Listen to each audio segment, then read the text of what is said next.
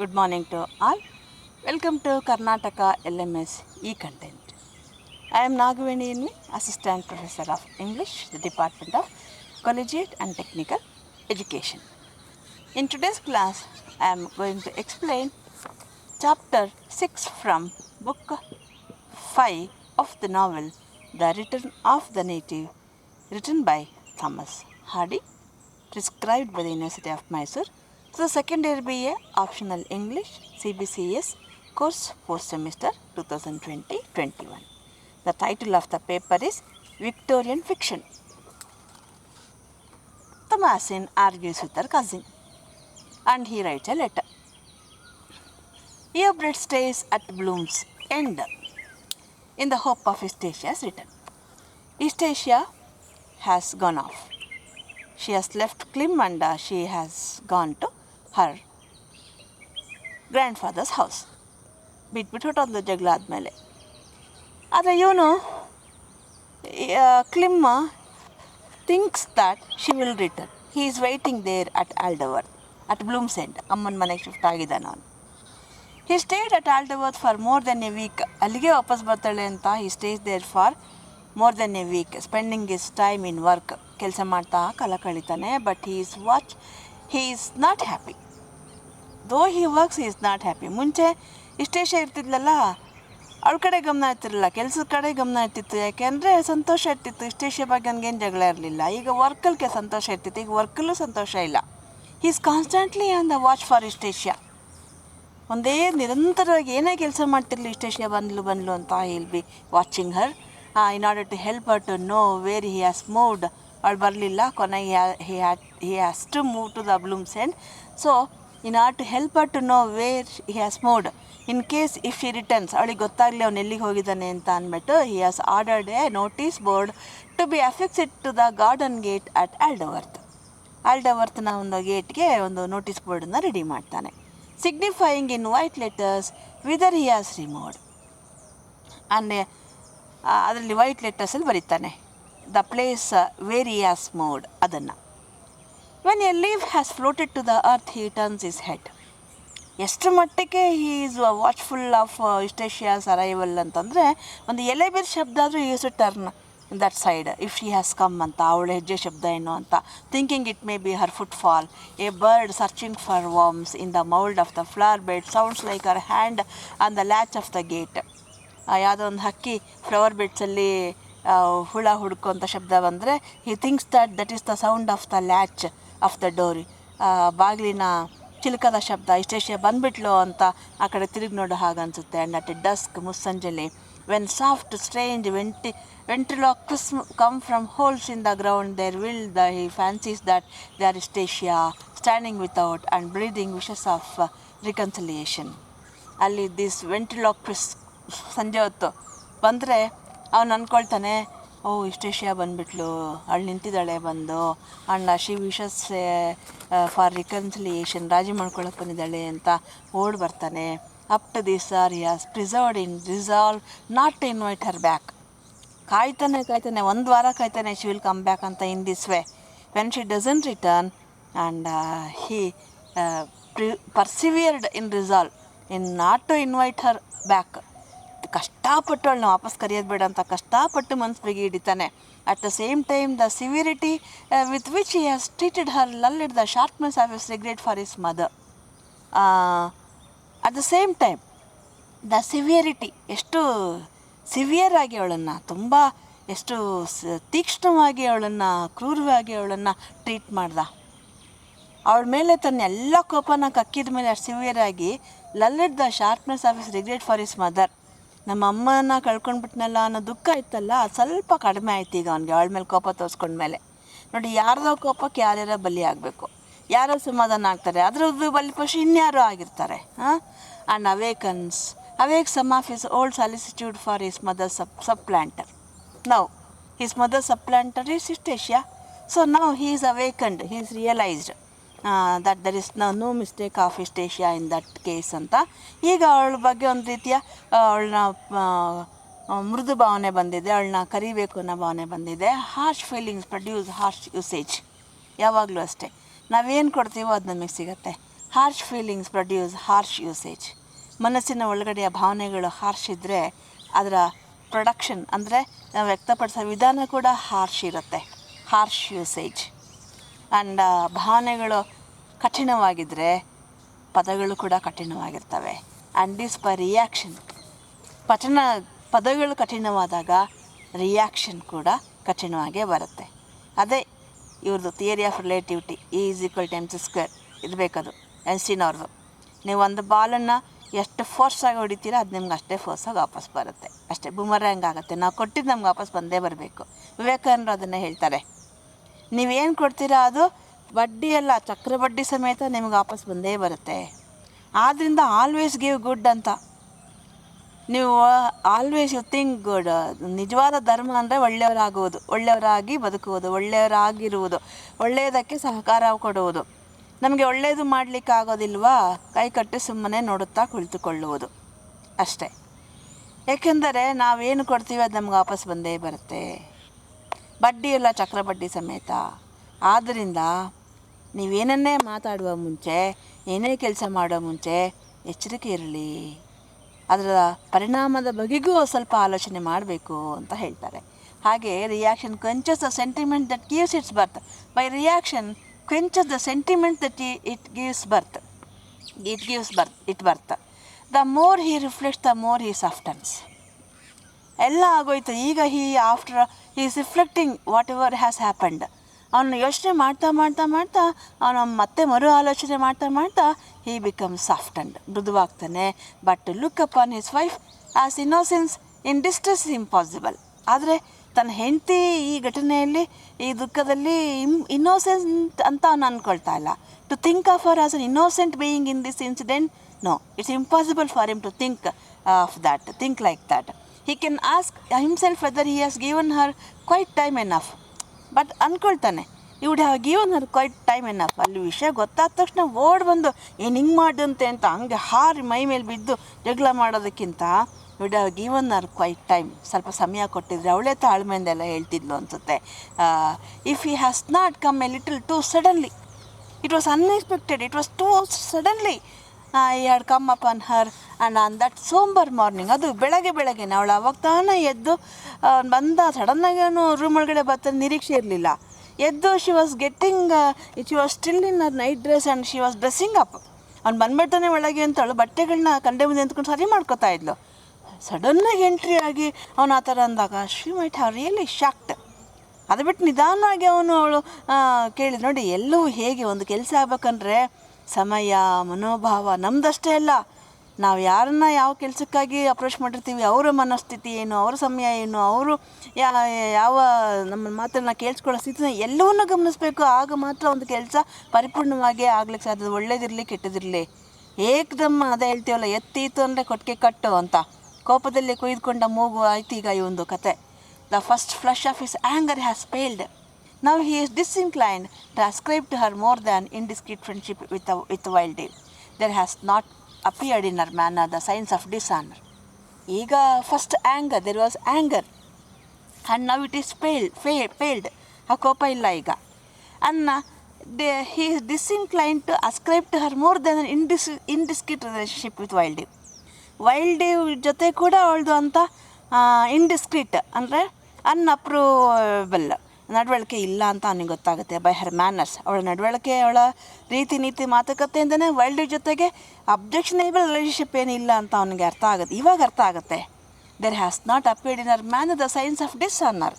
ಯಾವುದೇ ರೀತಿಯ ಅಗೌರವಯುತವಾಗಿ ಅವಳು ನಡ್ಕೊಳ್ತಾ ಇಲ್ಲ ಅವನ ಜೊತೆಗೆ. And this once he has admitted an absolutely dark interpretation of our act towards his mother was no longer forced upon him.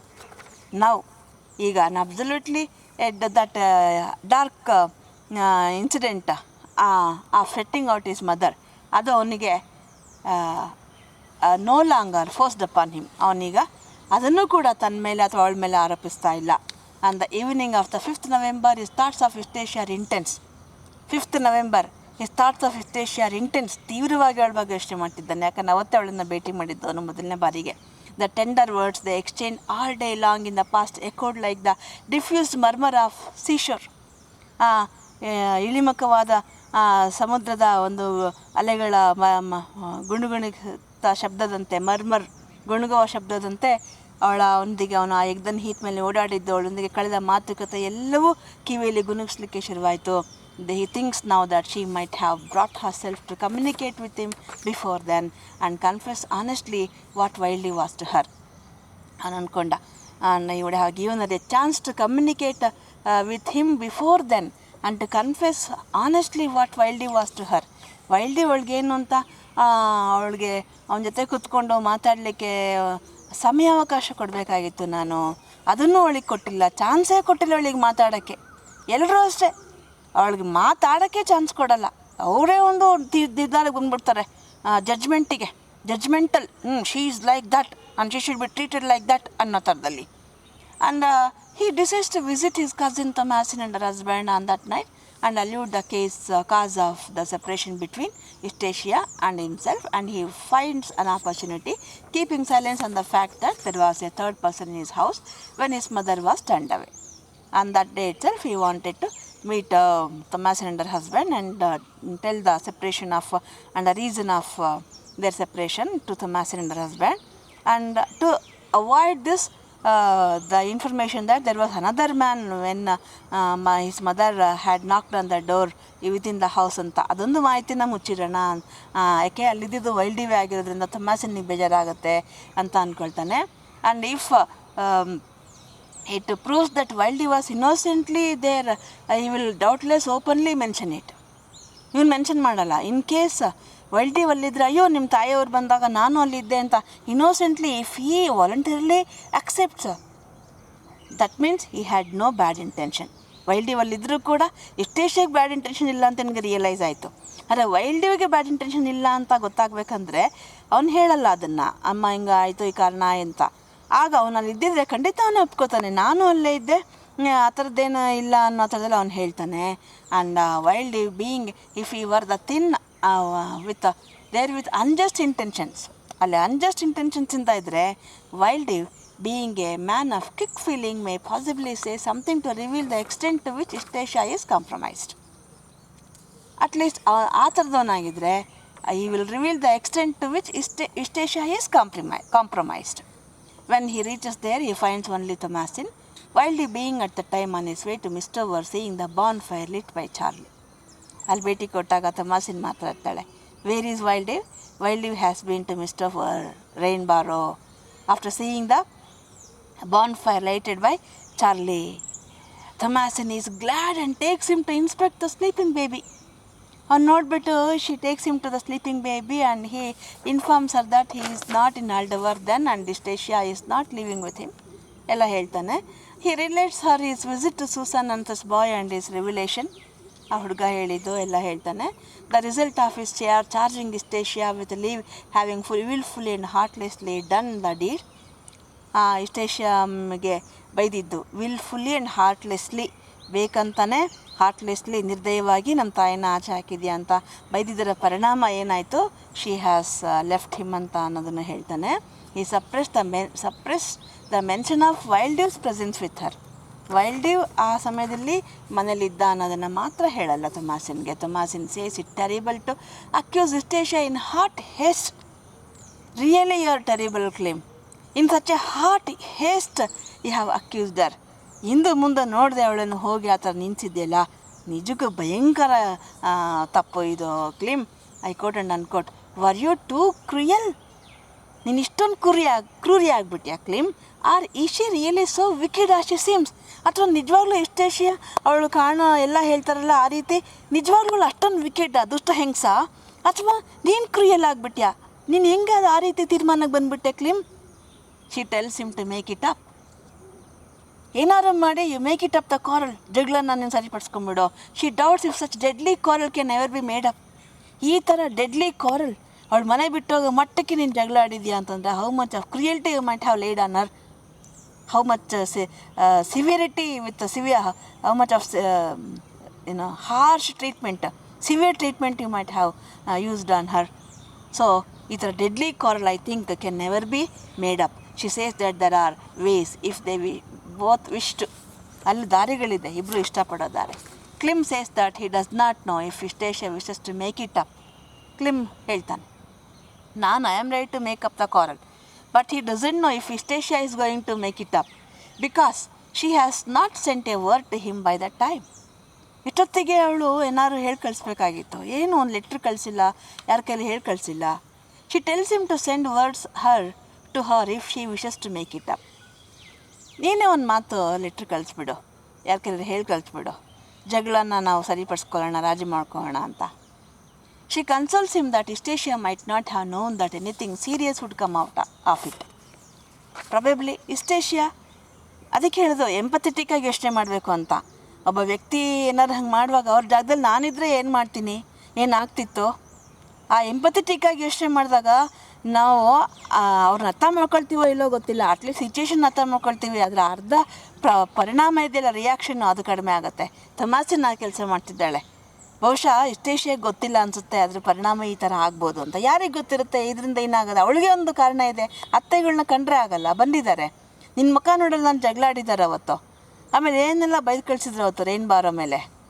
ಆವಾಗ ಅದಕ್ಕೆ ಇವಳು ಅಂದ್ಕೊಳ್ತಾಳೆ, ನನ್ನ ಮುಖ ತಿರ್ಕೊಂಡು ಹಿಂಗೆ ಒಟ್ಟಾಗ್ಬಿಟ್ರೆ ಒಳಗೆ ನೀನು ಅವಳು ಲೆಕ್ಕಕ್ಕಿಲ್ಲ ಅನ್ನೋ ಥರ ಹಿಂಗೆ ಮುಖ ತಿರ್ಕೊಂಡು ಮಗನ್ನ ನೋಡೋಕೆ ಹೋದ್ರೆ ಅವಳಿಗೆ ಅವಮಾನ ಆಗುತ್ತೆ. ಎಷ್ಟು ಅಂತ ನೋವು ತಿನ್ನೋಕ್ಕಾಗತ್ತೆ, ಒಬ್ಬ ವ್ಯಕ್ತಿ ಅವಮಾನ ಅನ್ಭವಿಸೋಕ್ಕಾಗತ್ತೆ. ಅದು ಒಂದು. ಇನ್ನೊಂದು, ವೈಲ್ಡ್ ಡೀವಲ್ಲಿ ವಿತೌಟ್ ಬ್ಯಾಡ್ ಇಂಟೆನ್ಷನ್ ಪರ್ಪಸಲ್ಲಿದ್ದಾನೆ. ಆ್ಯಂಡ್ ಅವಳೇನಾದ್ರು ನೋಡ್ಬಿಟ್ರೆ ಅವ್ರು ದುಡ್ಡು ಕೊಟ್ಟಿದ್ದಾನ ಅಂತ ಕೇಳೋಕ್ಕೆ ಬಂದಿದ್ದವಳು, ದುಡ್ಡು ಇಸ್ಕೊತಾ ಇದೆಯಾ ಅಂತ ಏನಾದ್ರು ಕೆಟ್ಟದಾಗೂ ಯೋಚನೆ ಮಾಡ್ಬೋದಲ್ವ. ಅವಳಿಗೆ ಅದೇ ಒಂದು ಕಾರಣ, ಅದು ಹೇಳೋಕ್ಕಾಗಲ್ಲ ಅವಳು ಅದನ್ನು. ಯಾಕೆ ಅವಳು ಅಮ್ಮನ ಜೊತೆ ನಡೆದ ಕಾರಣನ, ಜಗಳನ್ನ ಕ್ಲಿಮ್ ಹತ್ರ ಹೇಳಿಲ್ಲ. Past is past, don't ask me ಅಂತಲ್ಲ ಅಷ್ಟೇ ಅವಳು. And perhaps she did not mean to keep aunt out altogether. ಬಹುಶಃ ಅವಳಿಗೆ ಗೊತ್ತಿಲ್ಲ ಅನಿಸುತ್ತೆ, ಅವಳು ಆಂಟಿನ ಪೂರ್ತಿ ಆಚೆ ಇಡಬೇಕು ಅಂತ ಅಂದ್ಕೊಂಡಿರಲ್ಲ. ಏನೋ ಆಗಿದೆ ಕ್ಲಿಮಲ್ಲಿ. She tells him to send for her immediately. ಹೋಗಿ ಅವಳಿಗೆ ಹೇಳಿ ಕಳಿಸೋ, if she will not come it will prove her guilty. ಹೇಳಿ ಕಳಿಸೋ, ಅವಳು ಬರಬೇಕು. ಹೇಳಿ ಕಳಿಸಿದಾಗ if she doesn't come that means she is guilty ಅಂತ ಅರ್ಥ. By showing that it is her habit to nourish hatred. And ಅವಳು ಯಾರಿಗೂ ಬಗಲ್ಲ ಅಂದರೆ ಅವಳ it's her habit to hate people. ಅವರಮ್ಮನ ಹೇಟ್ ಮಾಡಿ ಸಾಯಿಸ್ಬಿಟ್ಲು. ಹಾಗೆಯೇ it is her habit to nourish hatred. ಮನಸ್ಸಲ್ಲಿ ಅವಳು ದ್ವೇಷನ ಪೋಷಿಸೋದು ಅವಳ ಅಭ್ಯಾಸ ಅಂತ ಅಂದ್ಕೊಳ್ಳೋಣ. But she does not think that for a moment. ಅದು ಅವಳು ಆ ರೀತಿ ಅಲ್ಲ. ಇಷ್ಟೇಷನ್ ನಾವೆಲ್ಲ ಅಂದ್ಕೊಂಡಾಗಿಲ್ಲ. ಅವಳು ಒಳ್ಳೆ ಹುಡುಗಿ. Clym says that he will wait for a day or two, not longer than 2 days. 1-2 ದಿನ ಕಾಯ್ತೀನಿ, not longer than 2 days. And if she does not send to him in that time he will indeed send to her. ಅವಳು ಹೇಳಿ ಕಳಿಸಿಲ್ಲ ಅಂದರೆ ನಾನು ಹೇಳಿ ಕಳಿಸ್ತೀನಿ. ನೋಡಿ, ಹೀಗೆ ಪ್ರೊಕ್ರಾಸ್ಟಿನೇಷನ್. ಒಂದು ಒಳ್ಳೆ ಕೆಲಸ ಮಾಡುವಾಗ ತಕ್ಷಣ ಮಾಡಬೇಕು. ನನಗೆ ಅದೇ ಹೇಳ್ತಿರ್ತಾರೆ ಕೆಲವರು, ಏನು ಈಗ ಈಗಲೇ ನಿಂತ್ಕೊಂಡ್ಬಿಡ್ತೀರಾ ಅಂತ. ಹೌದು, ಒಂದು ಒಳ್ಳೆ ನಿರ್ಧಾರ ಮಾಡಿದಾಗ ಒಂದು ಒಳ್ಳೆ ಕೆಲಸಕ್ಕೆ ಆ ಕ್ಷಣ ಶುರು ಮಾಡಬೇಕದು. ಒಂದು ಪ್ರಾಪರ್ ಪ್ಲ್ಯಾನ್ ಇಟ್ಕೊಂಡು, ಆಗ ನಮಗೆ ಕೆಲಸ ಯಶಸ್ವಿಯಾಗಿ ಆಗುತ್ತೆ. ಒಂದು ಸರಿ ಪೋಸ್ಟ್ಪೋನ್ ಮಾಡಿದರೆ ಮುಗಿದೋಯ್ತು. ಪೋಸ್ಟ್ಪೋನ್ ಆಗ್ತಾ ಹೋಗುತ್ತೆ. ಹಾಗೆ ಇಲ್ಲಿ ಅವ್ನು ತಕ್ಷಣ ಹೋಗಿದ್ರೆ ಆಗಿದ್ದು, ತಮಾಷೆ ನಿಂತೆ ಇನ್ನು 2 ದಿನ ಕಾಯ್ತೀನಿ, ಅವಳು ಹೇಳಿ ಕಳಿಸಿಲ್ಲ ಅಂದರೆ ಆಮೇಲೆ ಬರಿತೀನಿ, ನೋಡಿ 2 ದಿನದಲ್ಲಿ ಏನಾಗುತ್ತೆ ಅಂತ ಮುಂದಿನ ಚಾಪ್ಟರ್ಲಿ ಗೊತ್ತಾಗುತ್ತೆ. He will indeed send to her. Then he inquires about Wildeve. She informs him that he has gone for a walk. ವೈಲ್ಡ್ ಡೀವಲ್ಲಿ ಇಂದಾಗ he has gone for a walk ಅಂತ ಹೇಳ್ತಾಳೆ. Clym leaves her. Before going to bed he writes a letter which reads. ಮಲ್ಕೊಳ್ಳೋಕ್ಕೆ ಮುಂಚೆ letter ಬರೀತಾನೆ. My dear Eustacia, I must obey my heart without consulting my reason too closely. Yes, I obey my heart without consulting my reason too closely. I am not thinking from my reason. I am thinking from my heart. ನನ್ನ ಬುದ್ಧಿ ಕಾರಣ ಎಲ್ಲ ಪಕ್ಕಕ್ಕಿಟ್ಟು ಹೃದಯದಿಂದ ಮಾತನಾಡ್ತಿದ್ದೀನಿ. Will you come back to me? ಬರ್ತೀಯಾ ವಾಪಸ್ಸು? Do so, ಬಾ. And the past shall never be mentioned. I will never speak of the past. I was too severe. ನಾನು ತುಂಬ ಸಿವಿಯರ್, ಒರಟಾಗಿ ನಡ್ಕೊಂಡ್ಬಿಟ್ಟೆ. But Eustacia, the provocation, I was provoked. ಅಂಥ ಪ್ರೇರೇಪಣೆಗೊಂಡ್ಬಿಟ್ಟಿದ್ದೆ ನಾನು. You don't know, you never will know what those words of anger cost me no. ಆ ಕೋಪ ಬಂದ್ಬಿಟ್ಟಿತ್ತಲ್ಲ. You don't know, you will never know what the anger that I had got on me, within me, after listening to that boy, which you drew down upon yourself. All that an honest man can promise you, I promise ನಾವು. ಒಬ್ಬ honest man ಏನು promise ಮಾಡ್ಬೋದೋ ಅದನ್ನು ನಾನಿಲ್ಲಿ promise ಮಾಡ್ತಿದ್ದೀನಿ, which is that from me you shall never suffer anything on this score again, on this matter. You will never suffer again. I will never reopen this topic. After all the oaths we have made, Stacia, I think we had better pass the remainder of our lives in trying to keep them. ನಮ್ಮನ್ನೆಲ್ಲ ನೆನೆಸ್ಕೊ, ನಾವೆಲ್ಲ ಮಾತುಗಳನ್ನು ಆಣೆಗಳನ್ನು ಮಾಡ್ಕೊಂಡಿದ್ದನ್ನು ನಮ್ಮ ಜೀವನನ ಅದ್ರ ಮೇಲೆ ನಾವೀಗ ಮತ್ತೆ ಜೀವಂತವಾಗಿ ಇಟ್ಕೋಬೇಕು. Come to me then even if you reproach me. ನೀನು ಬೈದ್ರೂ ಪರವಾಗಿಲ್ಲ Eustacia, come to me. I have thought of your sufferings that morning on which I parted from you. ನಿನ್ನ ಬಿಟ್ಟೋದ್ಮೇಲೆ ಎಷ್ಟು ಸಫರ್ ಮಾಡಿದೆ ಗೊತ್ತಾ ನಾನು. I know they were genuine and they are as much as you ought to bear. Yes, ನೀನು ಬಿಟ್ಟೋದಾಗ I suffered genuinely and as much as you ought to bear. ನೀನೆಷ್ಟು ಕಷ್ಟಪಟ್ಟೆಯೋ ನಾನು ಅಷ್ಟೇ ಕಷ್ಟಪಟ್ಟೆ. Our love must still continue. ನಮ್ಮ ಪ್ರೀತಿ ಮುಂದುವರಿಬೇಕು Eustacia. I could not ask you back at first Eustacia, for I was unable to persuade myself that he who was with you was not there as a lover.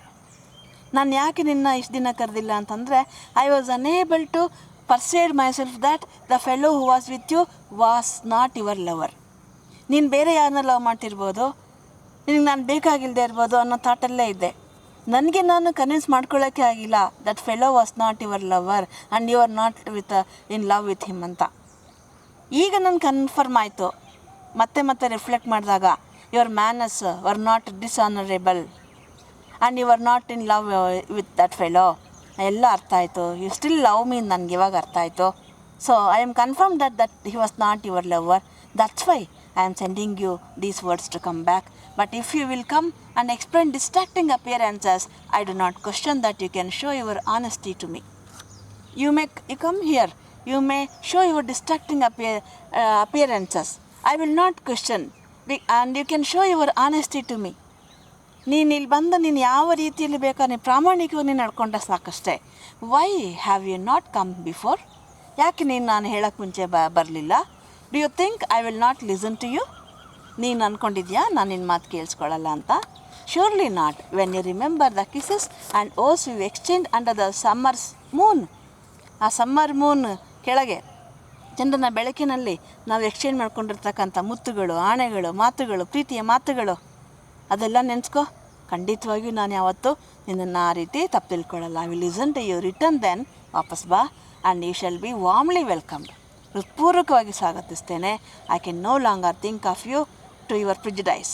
ನಾನು ಯಾವತ್ತೂ ನಿನ್ನ ಆ prejudice ಬಗ್ಗೆ ನಾನು ಯೋಚನೆ ಮಾಡಲ್ಲ. I am but too much absorbed in justifying you. ನಾನು absorbed in justifying you. ನಾನು ಮಾಡಿದ ತಪ್ಪಿಗೆ ನಿನಗೆ ಸಮರ್ಥನೆ ಕೊಡಬೇಕು, ನಿನಗೆ ನ್ಯಾಯವಾಗಿ ನಾನು ನಡ್ಕೊಳ್ಬೇಕು ಅಂತ ನಾನು ಆಲೋಚಿಸ್ತಾ ಇದ್ದೀನಿ. Stacia, your husband as ever. ಎಂದೆಂದಿಗೂ ನಿನ್ನ ಗಂಡ, ಕ್ಲಿಮ್ ಅಂತ ಸೈನ್ ಮಾಡಿದ್ದಾನೆ. He goes to bed with the thought of sending it to her if she does not come before the next day night. ನಾಳೆ ರಾತ್ರಿ ಒಳಗೆ ಬಂದಿಲ್ಲ ಮನೆಗೆ ಅವಳು ಅಂದರೆ ಇದನ್ನು ಕಳಿಸೋದು ಅಂತ ತೀರ್ಮಾನ ಮಾಡಿ ಮಲ್ಕೋತಾನೆ. ತೊಮ್ಯಾಸಿನ್ ಈಸ್ ನೌ ಅಲಾರ್ಮ್ಡ್. ತೊಮ್ಯಾಸಿನ್ಗೆ ಇವಾಗ ಅರ್ಥ ಸ್ವಲ್ಪ ಎಚ್ಚರಗೊಂಡ್ಲೀಗ. Fidelity to her husband has that evening induced her to conceal all suspicion that Wildew's interest in Stacia has not ended with his marriage. ಅವಳಿಗೆ ಈಗಾಗಲೇ ಗೊತ್ತಿದೆ ಅಲ್ಲಿ ಏನೋ ನಡೆದಿದೆ ಮನೇಲಿ ಅಂತ. ಈಗ ಸ್ಟೇಷಿಯಾ ಜಗಳ ಆಗಿದೆ ಬಿಟ್ಟಾಗ್ದಾಳೆ ಅಂದಾಗ ಶಿ ಈಸ್ ಅಲಾರ್ಮ್ಡ್. ಅವಳಿಗೆ ಗೊತ್ತು husband is not doesn't have fidelity. ಅವಳ ಗಂಡನಿಗೆ ಲಾಯಲ್ಟಿ, ನಿಷ್ಠೆ ಅನ್ನೋದಿಲ್ಲ ಅಂತ ಗೊತ್ತು ಅವಳಿಗೆ. ಅದರಿಂದ ಅವಳಿಗೆ ಚೆನ್ನಾಗಿ ಗೊತ್ತಿದೆ. ಯಾಕಂದರೆ ಶಿ ಕನ್ಸೀಲ್ಡ್ ಇಟ್. ಅವಳಿಗೆ ಅನುಮಾನ ಇತ್ತು, all suspicion that Wildeve's interest in Eustacia has not ended with this marriage. ಅವ್ನು ಇವಳನ್ನ ಮದುವೆ ಆಗಿದ್ರು ಕೂಡ ಅವನ್ನ ಮದುವೆ ಆಗಿರೋ ಕ್ಲಿಮ್ನ Wildeve's interest in Eustacia is not ended ಅಂತ ಅವಳಿಗೆ ಗೊತ್ತಿದೆ. When Wildeve returns home she ಆಸ್ ವೇರ್ ಹಿ ಹ್ಯಾಸ್ ಬೀನ್. ಎಲ್ಲಿಗೋಗಿದ್ರಿ ಅಂತ ಕೇಳ್ತಾಳೆ. And that she was getting frightened and that he had fall into the river. ನೋಡಿ, ಮುಂದಾಗೋದು ಕೆಲವು ಸರಿ ಬಾಯಲ್ಲಿ ಬಂದುಬಿಡುತ್ತೆ. ದೇವರೇ ಹೇಳಿಸ್ಬಿಡ್ತಾನೆ ಅಂತಾರೆ. ಫೇಟ್ ಅದನ್ನು ಸೆವೆಂತ್ ಸೆನ್ಸ್ ಅಂತ ಹೇಳ್ತಾರೆ ಆಧ್ಯಾತ್ಮದಲ್ಲಿ, ಸ್ಪಿರಿಚುವಲಿಸಮಲ್ಲಿ. ಕೆಲವರಿಗೆ ಮುಂದೆ ಆಗೋದು ಗೊತ್ತಾಗ್ಬಿಡುತ್ತಂತೆ, ಅವ್ರ ಬಾಯಲ್ಲಿ ಅವ್ರಿಗೆ ಗೊತ್ತಿಲ್ಲ ನಿಟ್ಬಿಡ್ತಾರಂತೆ. ತಮಾಷೆನ ಹೇಳ್ತಾಳೆ, ಎಲ್ಲೋಗಿದ್ರಿ, ನಾನು ಒಬ್ಬಳೇ ಭಯ ಆಗ್ಬಿಟ್ಟಿತ್ತು ನೋಡಿ, ನಾನು ಭಯ ಆಗ್ಬಿಟ್ಟಿತ್ತು, ಏನು ನೀವು ನದಿಯೊಳಗಡೆ ಬಿದ್ದು ಸತ್ತೋಗ್ಬಿಟ್ರೇನೋ ಅಂದ್ಕೊಂಬಿಟ್ಟಿದೆ ಅಂತಾಳೆ. She tells him that she dislikes to be left alone in the house by herself. ನನಗೆ ಒಂಟಿಯಾಗಿರೋಕ್ಕೆ ಇಷ್ಟ ಇಲ್ಲ ಮನೇಲೇ.